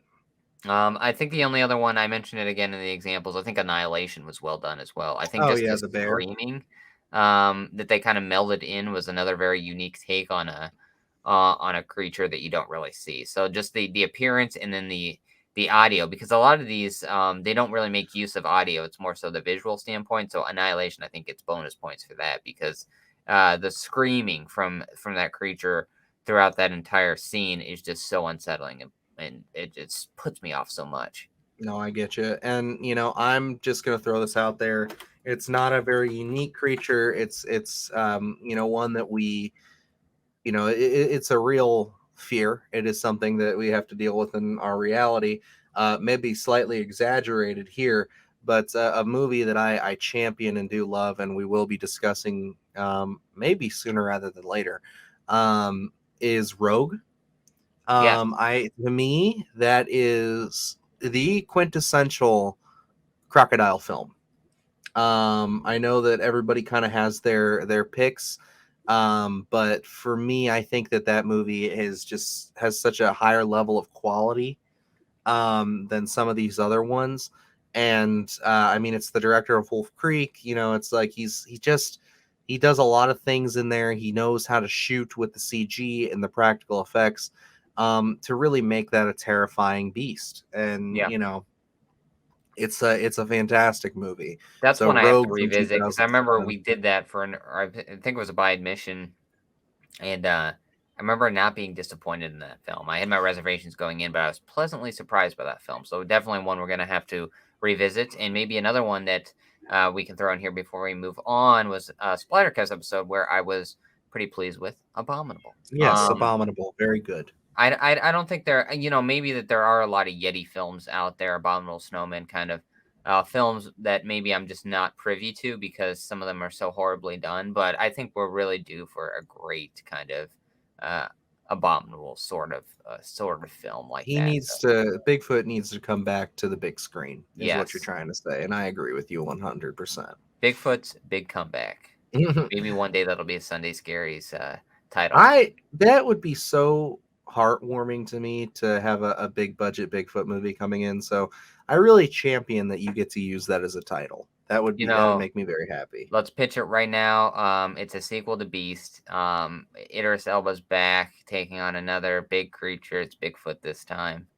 He's in the valleys. There was that documentary you showed me. I'm forgetting what it was about. It was about like marijuana growers, and they. Dude, oh my god, I fucking love that documentary. Oh my god, what's that called? I'll find it. I'm You're good. forgetting, but such an intriguing story. Again, not horror based, but again, that is. Even if you wanted to take that story and lean into the horror of it, you really could, because I think that kind of concept in general is ripe for, uh, um, I guess, a film, and kind of taking that kind of those bullet points in the real life, and transferring them over into some sort of film, whether it's horror or not. But I think that film could work perfectly in the horror world. Yeah, it's just called Sasquatch. Okay, Yeah, if you guys are looking for a great documentary, Sasquatch, definitely worth your time. Not what you think it's gonna be, very but different. it is a very interesting story, and it's But really well told. even if you throw away what actually happened and just focus on Sasquatch, I think that could be an interesting kind of Yeah, no, uh, absolutely. interesting film. Yes, I love that. I'm gonna have to give that another watch here at some point down the road. I was pretty into that for about 2 days. They were watching that after work each night, just like holy fuck, like the story's crazy. All the Um, twists and turns. Highly oh yeah. recommend. Not horror based, but a lot of horror in its own way, I suppose. Oh yeah, human horror. Yeah, Um, the best but kind. yes, if you want to take us into our next topic, there, Luke, we have All another right, kind of let's round it creature-based out here. story. Disney's dynamic duo of Winnie the Pooh and Piglet are in the Halloween spirit as they plan on doing a little killing of their own. A trailer for Winnie the Pooh Blood and Honey finally dropped online, and we got a first look at an established property with a demented twist. The film made big headlines when it was announced, and now that there is actual footage released, it has made people either excited or just plain grossed out. After seeing a few scenes from the upcoming film, can we take this film more serious now, or is it just a cash grab still? Yeah, this is pretty interesting. So you obviously checked out the trailer Yes. then, because like I had seen it. Like this debuted what last week, Yes, I think so. Yep. and this was a potential for last week's stories, but we had some other ones that were a bit more topical, I guess, and Yeah. kind of And made the this is such cut. a talking point that it was like, we might as well throw it on the docket. And it seems to have stuck with people through the week. So I mean, it's kind of like, Yeah. I and think this one's going to be talked about until it's actually out. yeah, and I mean, I think that it's safe bet that we'll probably review it at some point on here, Oh, I'm sure. because I mean, it is pretty topical. I mean, it's interesting. It's we are not opposed to, especially me. I'm a dirty little fast food horror kind of horror guy on here. I will watch my campy, cheesy, shitty movies that are like this. And I'm getting Luke to roll around in the slop with me a little bit more as Although the I like years getting go a little on. dirty. So yeah, and this is just it really strikes me as that's what we're gonna get is a nice little fast food horror uh, kind of flick here, where it's not necessarily the highest quality, but it could give you a few moments of entertainment. May Yeah. not be worth a price of admission, but if it pops up on Tubi, you might Might give it a give watch. it a spin. You know what I mean? Yeah, like that's kind of the definition of that fast food horror segment of mine, where it's just like if you're not paying for it or you're paying very little for it, and Why it's not of lower partake? quality, it's just kind of like I'm just going to consume it, enjoy it for what it is, and then it's gone. So Yeah. it's just kind of like that's what it is. And I will say, um, I told you this off air, but I think that the trailer itself presents it to a tad higher quality than I thought it was going to be. Because, we see those initial images and kind of the concept and everything of what it was going to be, like what the story was. And it's just like, okay, this is going to be some real rough shit. Like I pictured Thanksgiving levels where it's like they're Yeah. shooting it on like really low grade like technology and all that.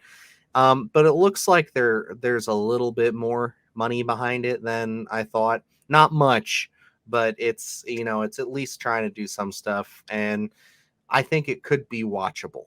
I think Yeah. it could be entertaining. The thing that everybody was curious about was, so are these just people dressed up like these characters, or are these characters? And they are these characters. So they are these monstrous feral beasts. And the concept is kind of interesting, where Christopher Robin kind of left them, and he's come back and he's brought his fiance or whatever in. He's like, "Oh, I'm gonna introduce you to my friends and all this stuff," and he's just like, "Something's wrong here." It's like, "Oh God, like what happened?" And he kind of unravel. I kind of hope that it plays into that, where we're more finding out what caused them to go so crazy and feral, and why they're doing what they're doing. And I just hope that they have fun with it. I don't take it super seriously, but like, just have fun, make it a gore fest. And I think it could really satisfy a lot of people. Yeah. Well, like looking at this one, some of the shots did surprise me in terms of the shots that they were getting. I wasn't really expecting kind of a higher level of filmmaking in any sense. I'm just curious here where this did get a lot of attention when it first came out, when it was just a story. The director came out and said, "Well, don't expect anything like high end here. It's very, it wasn't a big budget or anything like that." I'm just curious if, like, because watching this trailer, there are like very handheld shots with the women that are, I guess, at the cabin where she's in Something the like that. Yeah. and that one was released, I remember, when this was initially talked about. So that wasn't anything new. I'm just curious if like the stuff with the Christopher Robin, where it seems almost like at least from my perspective, maybe a little bit of a different level of filmmaking.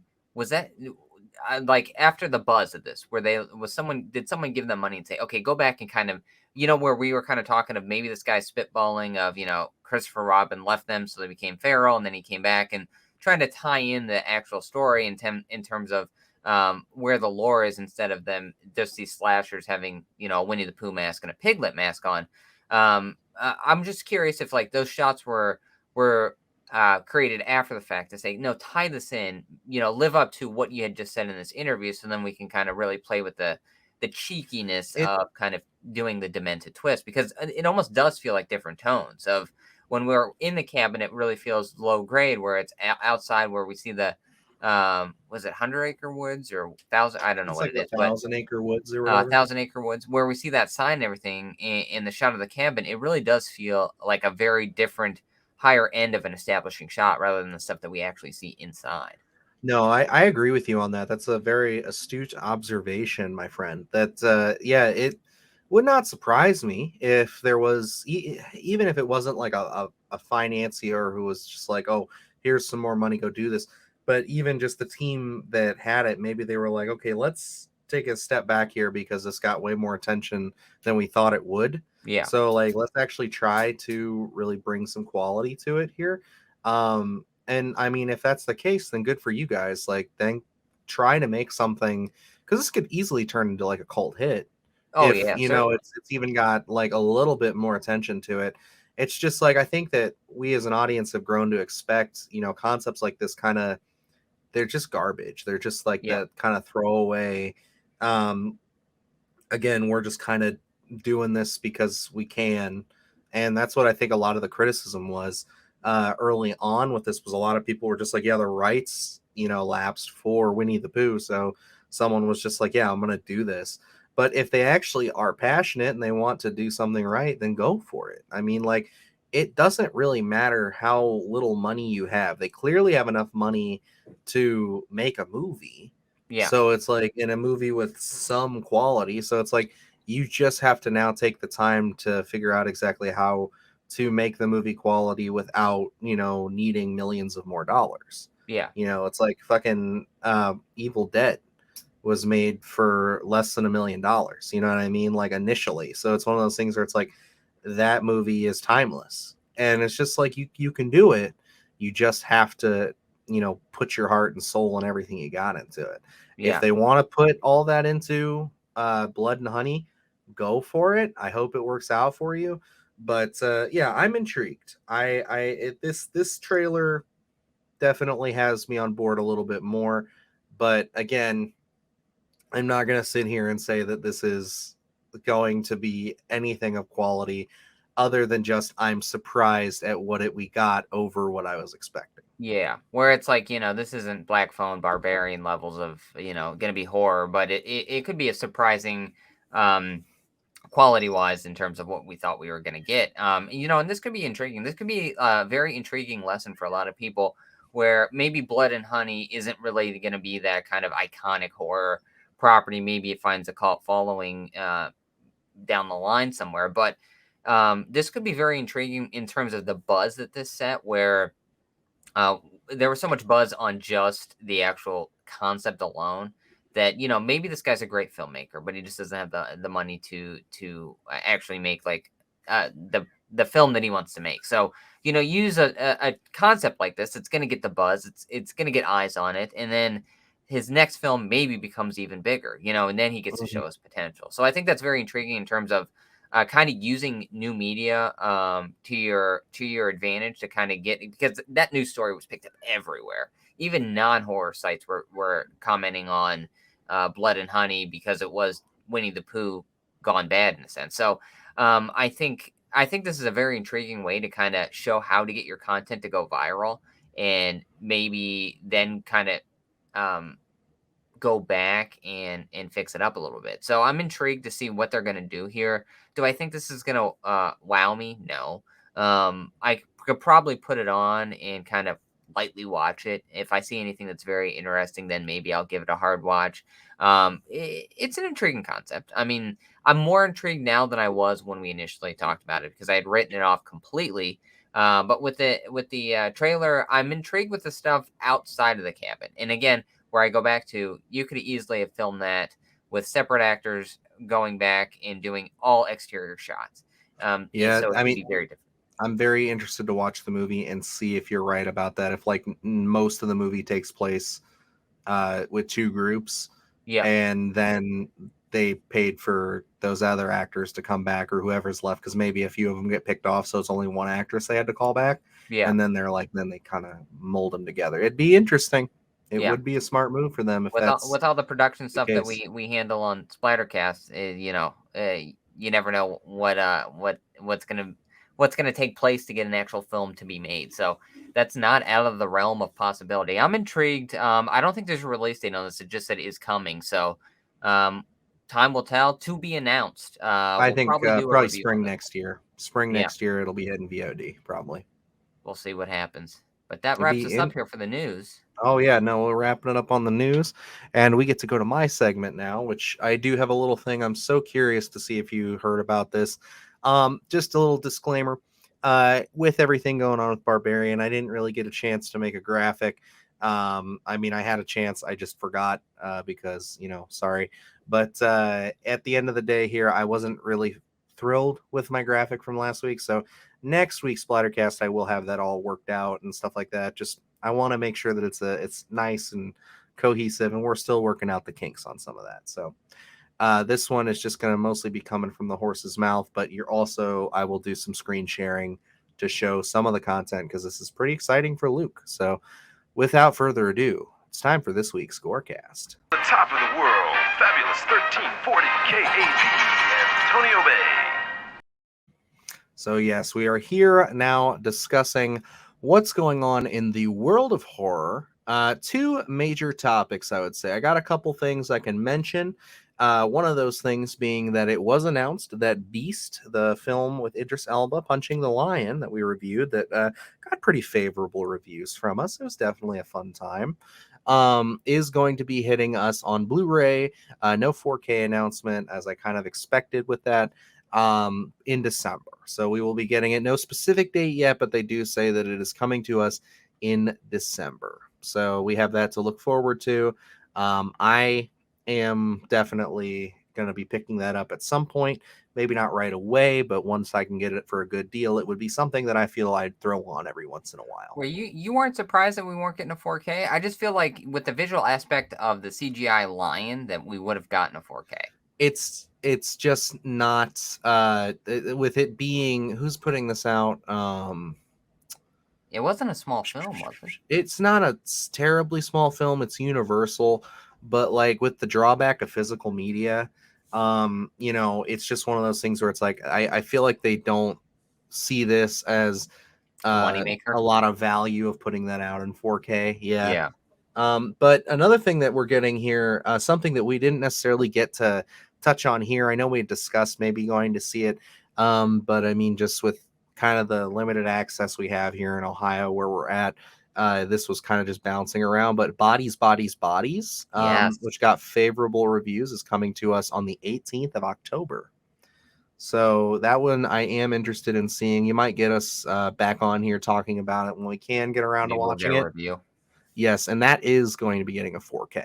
Oh wow! See But that one surprises me actually. I didn't think we were again, gonna be. though, that's A24. Oh So, okay. and they're niche and they understand their audience is going to want a higher quality. It's So elevated horror. elevated horror. Yes, sir. We talk about that a lot. Pinky promise. Um, yeah, and so kind of getting into this, I also wanted to mention for you Giallo fans out there, Arrow is having a massive Giallo sale until the 12th. So you have until Monday, or I guess tomorrow, Well, to time pick to up. wait and get the buy-in. Yeah, you have all their Giallo films are 50% off on their website right now. So if you're a Giallo fan and you're looking for some of that, you can find it on their website and grab it for a pretty good price. Time to empty Um, that bank account. Yes. So this is kind of what I've been saving for Luke here. Um, Either way, it's going to be a nice talking point for us. So I will pull it up right here without any further ado. So as you can see, Wrong Turn from Umbrella Media is getting Oh, a new Blu-ray release, and I only highlight this because, it looks pretty cool, and it's not much in the way of a lobby super cards. major remaster. It's an exclusive, and it's only limited to 200 copies. Oh wow! Yeah, so How it much is is it? priced at $30. So, it's not terrible. Lord knows when you're going to get it. It says November 2022, but I believe this is overseas. So, you're going to have to, there'll be a little bit of a waiting period. Again, I didn't check or see if this is region free. But I mean, with a little bit of research, you can find out. But I just thought, you're such a huge Wrong Turn fan that this would intrigue you. I am. I would if this is region free because I have not got a region free Blu-ray player yet. Hmm. I will definitely. I would love to try and snag one of these. When's this come out? November 2nd. November 2nd is the release date. Yeah, and I mean, here's the artwork for it. So you get one of those nice, kind of like an Arrow style art piece there. So it's just something that you're pretty happy with there. And then this is pretty cool.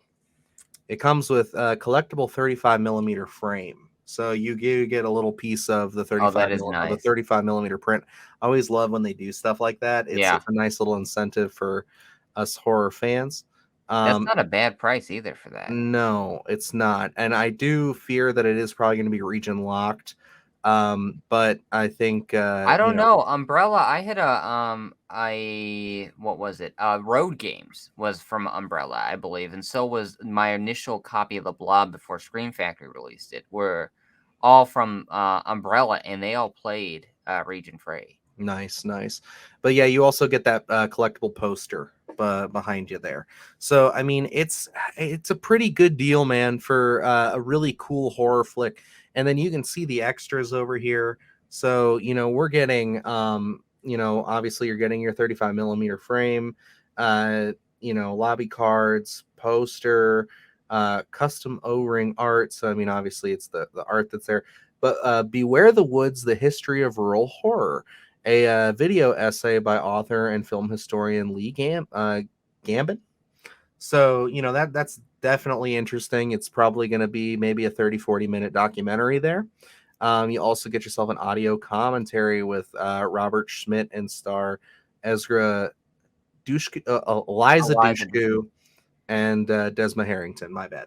And then, of course, you get these other special features which have popped up on other releases for the film. But yeah, I know you're just a huge fan of this movie, so and I love it too. So I figured I would highlight it here. It's definitely the most interesting Blu-ray announcement that we've gotten this week. I So would love to pick that up, to be honest. There aren't many long-term releases either. I think there's a basic release, and then didn't they have that big pack, the big bundle of yeah, long-terms? I have They them have all digitally on Vudu Yeah, I because I remember got that you dove down that rabbit sale. hole. You were like, "I'm buying these." I was like, "Are you sure?" Oh, I mean, like they're terrible as they go along, but like the first movie's great. I really enjoyed the remake. But like, I mean, there's still enjoyment to be had. I will still throw them on every once in a while. Just because, like I said, I like my trash movies just as much as I love my high art. So, Right, I you're can't diverse. I can't sit here and say that, not that I won't watch those garbage movies time and time again. You, sir, are not an elitist. You will eat out of the garbage. I will. But again, you kind of alluded to this too. I'll just mention it here. Puppet Master 3 is coming Are to the other 2 on 4K. 4K? I don't know. I really don't know. What if they aren't and they just start with 3? That'd be hilarious. I'd imagine that they are, but I didn't hear anything. Yeah.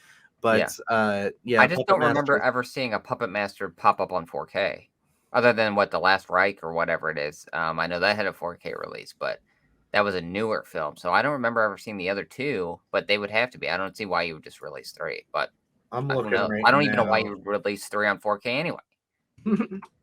I haven't seen any of those movies. So I haven't seen them in a long time. I was obsessed with them as a kid, which is odd considering my fear of the Chucky doll. So I don't know why I decided to watch Puppet Master, but I loved it. yeah. I'm not seeing anything for first two. I'm only getting Littlest Reich coming up. So let's see. Blu-ray.com. What do you got for me? Nothing. Striking out. Nothing. Yeah, no, man. They I'm just wanted to start pretty with 3. Maybe sure. visually, it's just a stunning film, and they said, "Let's put this on 4K." I'm sure it's got some kind of a following, and that's why it is It's the being. definitive Puppet Master film. Doesn't matter if it's third installment. Yeah, I'm not getting anything. That seems to be where they're starting. So if I'm wrong, correct us in the comments. But yeah, that's what we are getting. So yeah, pretty interesting stuff there. Um, but yeah, that's gonna about do it for announcements for Blu-rays and everything coming out here soon. And the only other thing that I thought was pretty interesting that I will mention that isn't getting necessarily a Blu-ray release soon, but there was a teaser image for the upcoming documentary about George A. Romero's Resident I saw Evil. that. Yeah, Very which is intriguing. very cool. I really would like to check that out because Yeah. I've heard a lot of stories about it. It's one of those things where it's kind of like it's what we could have gotten. Not necessarily. I don't know if it would have been great, but I do think that it is one of those things where it's like we don't know until we could see it, and it sounds like it could have been at least better than what we've gotten Yeah. from the Resident Evil series. I'm intrigued. I've never dove down that rabbit hole, but I'm intrigued to see what the concept could have been. And I love those deep dives of getting what could have happened and stuff like that. So I was very excited when they released that information. So that is definitely one I will be anticipating.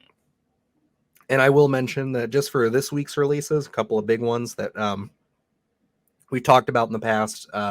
Friday the 13th 4K is hitting shelves, as well as The Fog is hitting shelves this week on 4K. So if you're interested, keep your eye out on that because they will be popping up in local distributors as well as online. And then yeah, those would be the big ones. I mean, not horror related, but if you're a Lightyear fan, that's also coming out. So Oh, there there you we go. go. But yeah, that's Big going to tour. be everything coming out this week as far as movies hitting the shelves. But we do have a pretty interesting flick coming to theaters this upcoming week. So we had the great liberty of going to see Barbarian, and that one worked out for us. But I would say that the hype is even higher for this next one, and I'm talking about Pearl. Oh yeah. Is coming to us. We did a little review of the trailer a few months back, and we were very, very interested in it. So I'm just sitting here saying, like, let's do it, because like I'm excited. I'm interested. I love Mia Goth. I love Ty West. I really want to see what comes next. And I'm super curious to see if there's going to be another post-credit scene talking about the sequel, and we find out that that's coming out like next spring, and this whole trilogy is going to come out within less than a year of itself, which would be just insane. Well, you said what comes next, but with Pearl, I think we're gonna find out what comes first. Yeah, I Uh-huh. guess so. Yeah, right. Very nice, Luke. Very classy shit. I'm But yeah, excited for it. X was kind of a sleeper of a hit for me. I wasn't really expecting too much of anything, and then I just kept hearing great review after great review, and I was like, well, we have to check this out. Which again was just missed the cusp of the revamp of the channel and everything like that because we had big plans for it, but we missed it. But I don't know. Maybe you'll see an X review pop up sometime. yeah, maybe sometime pretty soon with the, you know, maybe keep Maybe. an eye out this week. I don't know. We'll see. Maybe if you wandered on the channel and you made it this far and you haven't subscribed, you might want to Might visit. want to. Yeah. Then you So, can hear our thoughts on X. So, yeah. But yeah, I am super excited for this. I hope that it meets the hype and the expectations. I have heard early reviews of this, and it's all been very positive. It's like Psycho and Wizard of Oz had a baby, is basically how it's being described. I'm And I sold. am so excited for that. I love the tonality shift that we're getting between both this and X. I think that it's just going to be one of those things where I'm hoping to go in and be absolutely blown away. I do appreciate and love X. So it'd just be great to have a fantastic trilogy from A24 here, kind of diving into these different like tones and genres in this Yeah, horror like realm. You know what I mean? across So the board. They're really doing a lot of different stuff. I mean, they were already outside the box, but I feel like they're out in the galaxy, just doing way different stuff. So I'm very intrigued. oh yeah. But that's gonna wrap it up for this week's Gorecast for you guys. That's all I've got for us. So it's gonna be an interesting week. We will be back here again, of course, with a few videos this week, and definitely with a review of X, probably coming to you Friday morning as usual. So yeah, keep an With eye out Pearl. for that. I mean Pearl, my bad. Yeah. Damn So it, yeah, Dylan. keep an eye out for that. And yeah, I mean that's gonna probably do it for us here on the Sunday Scaries, Luke. Oh man, we killed another episode. Well, it is Sunday, and expect a little gift on the channel on Monday, in the form Mm-hmm. of another Splattercast episode. Yes. So kicking off another busy week in between work, we got to do our reviews and other commitments as well. So it's gonna be very intriguing. A lot of content coming your way as usual, but it'll be a busy week for us for sure. Mm-hmm. Oh yeah, this whole month and then next month is going to be crazy. I don't perceive a slowdown until November, December for us. Because Yeah. like yeah, it's just I don't know what happened, man, but the universe just decided September we're gonna release a shit ton of horror or horror adjacent films and content. And it's really it's putting the gas on us here. So between the stuff we're prepping for you guys and then we've got a lot going on, but hey, I'm having a lot of fun doing it, Oh and the man, channel is growing like crazy. put more horror on our plate and we will eat it up. Our appetites are never ending for this type of stuff. So Insatiable. exactly, sir. But yep, expect a lot from us in the coming weeks and especially this week as well. But I think that wraps us up here, Dylan. Yeah, just a couple of quick shout outs here just for good old time's sake. If you feel we deserved it, if you really like the content that we brought to you today or that we brought to you this week, feel free to hit subscribe. We are definitely on our way. So we're trying to get to 100 by the end of October, which would be amazing. And you guys have just been great with that. We've been having a couple of really nice jumps, and we have surpassed already by this point. I think it's safe to say, I think last I checked, we were at 63 subs. So we surpassed our goal already for the month. We were supposed to hit 60 this month, and we're at 63. So I mean, if we could end the month with 70 plus, like, that'd be insane. You guys are really showing up for us, and we appreciate it. So if you are not already subscribed, please hit that subscribe button, and we will keep it consistent here for you. If you want to talk about any of the topics we discussed today, anything that you want to mention, feel free to comment below or hit us up on our social medias. We are on Instagram. I did not update the logo just yet on there, but we are on Instagram and Twitter at SplattercastPod. So you can follow us up on there and just keep in touch and basically find our content.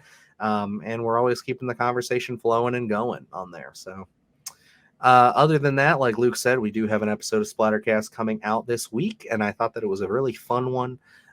So keep an eye out for that. It's a really great conversation over a really great movie, and I think you guys will really enjoy it. So it was a fun time, even though my connection for some reason toward like the last 40 minutes was shit, but the audio is perfect. Yes, the audio is crystal clear. Luke's image is not the best, but you do have my beautiful face to stare at in crystal clear HD for you. Unbelievable, Dylan.